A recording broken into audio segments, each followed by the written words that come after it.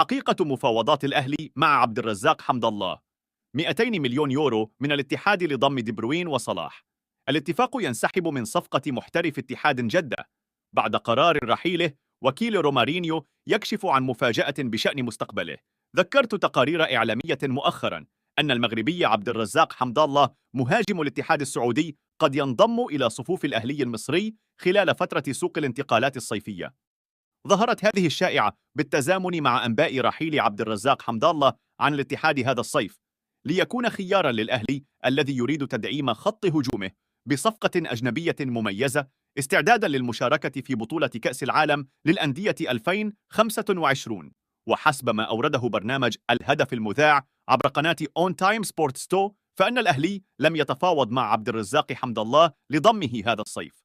وأشار المصدر ذاته إلى 3 أسباب تمنع انضمام حمد الله إلى الأهلي، أولها لكبر سنه حيث يصل عمره ل33 عاما، والسبب الثاني هو ارتكاب اللاعب للمشاكل في غرفة الملابس سواء بنادي الاتحاد أو المنتخب المغربي. ويكمن السبب الثالث في راتبه المرتفع حيث يحصل على $1,000,000 سنويا، وهذا ما قد يتسبب في مشاكل داخل غرفة ملابس الأهلي. ويتجه نادي الاتحاد للتخلي عن عبد الرزاق حمد الله في فترة الانتقالات الصيفية تمهيدا للاعتماد بشكل كلي على خدمات الفرنسي كريم بنزيما لقيادة هجوم الفريق في الموسم المقبل.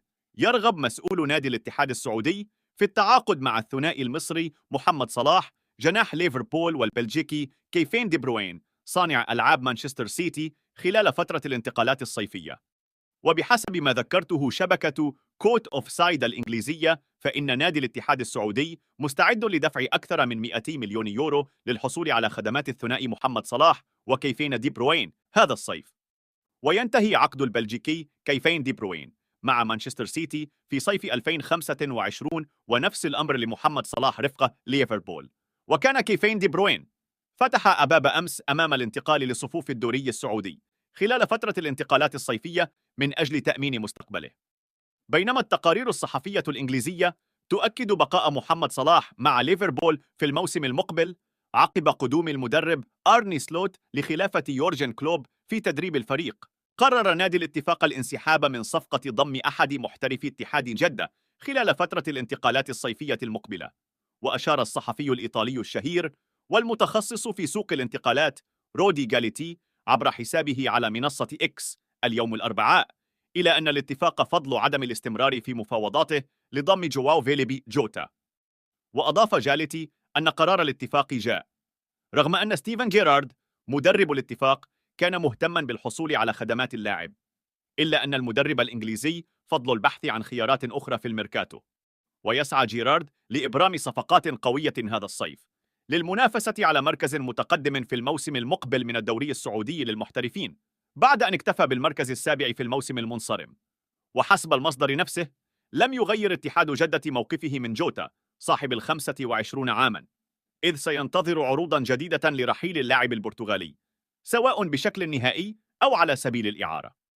ولم يقدم جوتا أداء مقنعا في النصف الثاني من الموسم المنصرم بعدما خرج من القائمة المحلية في النصف الأول بقرار من المدرب السابق نونو سانتو.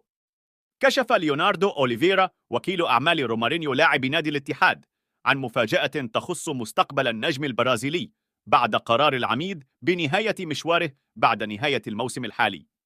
وكان رومارينيو قد ودع جماهير الاتحاد بالفعل قبل مباراة ضمك ضمن منافسات دوري روشن السعودي، حيث تواجدوا في ملعب الجوهرة المشعة رفقة مواطنه مارسيلو جروهي الذي رحل هو الآخر. وقال وكيل رومارينيو خلال تصريحات للميدان الرياضي التابع لصحيفة اليوم بنسبة 99% رومارينيو سيستمر في السعودية ولن يرحل عنها. وأضاف رومارينيو سينضم إلى فريق صاحب مشروع كبير جدا، وخلال 48 ساعة سيظهر كل شيء يخص مستقبله.